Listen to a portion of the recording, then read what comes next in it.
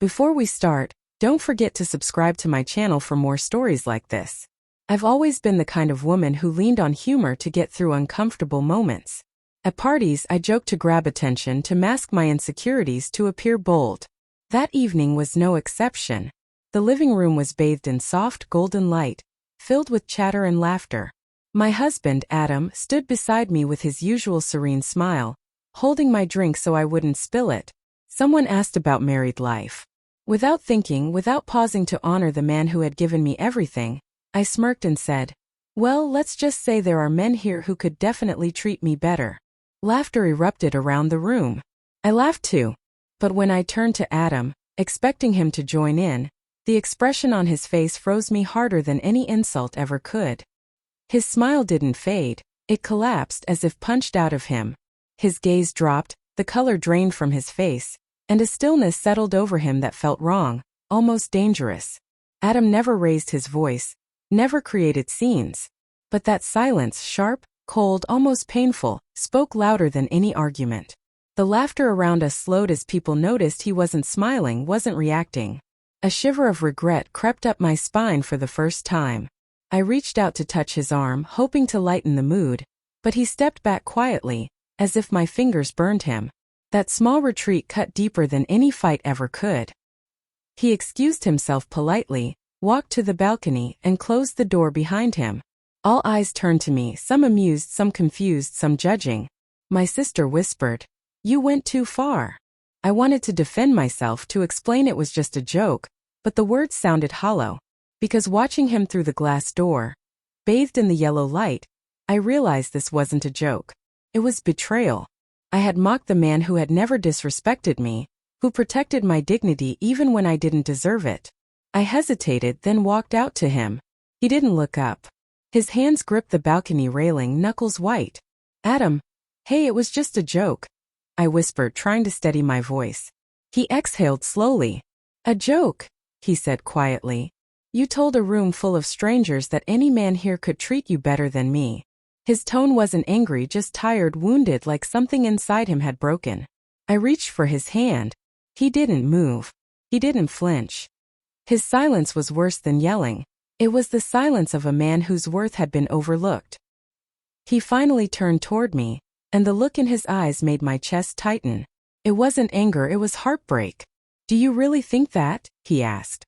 That simple question tore something inside me. No, of course I didn't think that. Adam was gentle, loyal, patient.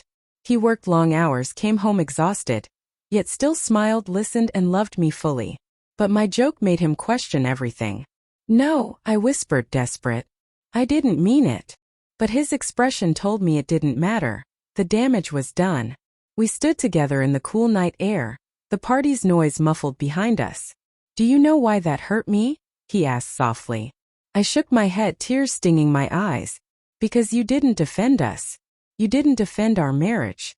You didn't defend me." His voice cracked slightly. "Instead, you laughed with them at me." My throat tightened. To me it had been a harmless joke. To him it was humiliation, public disrespect.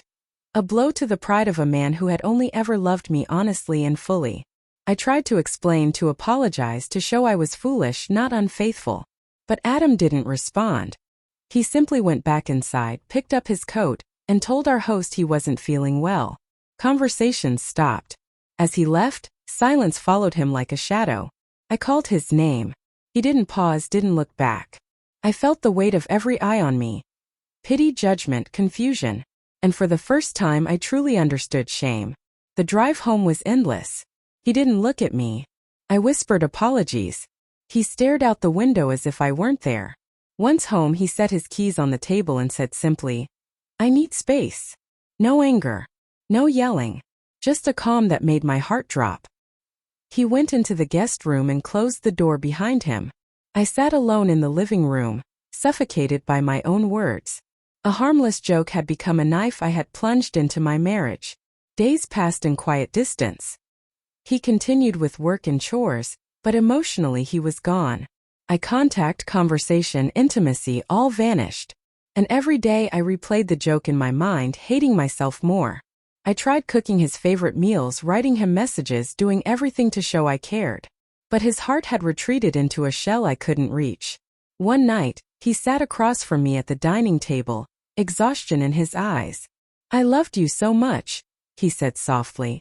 "And you made me feel replaceable." Tears fell instantly. He didn't shout or blame, he just spoke the truth. And sometimes truth hurts more than anger ever could. "I don't know if I can forget that moment," he whispered. And in that instant I understood the full weight of my actions. One thoughtless joke had shattered years of trust.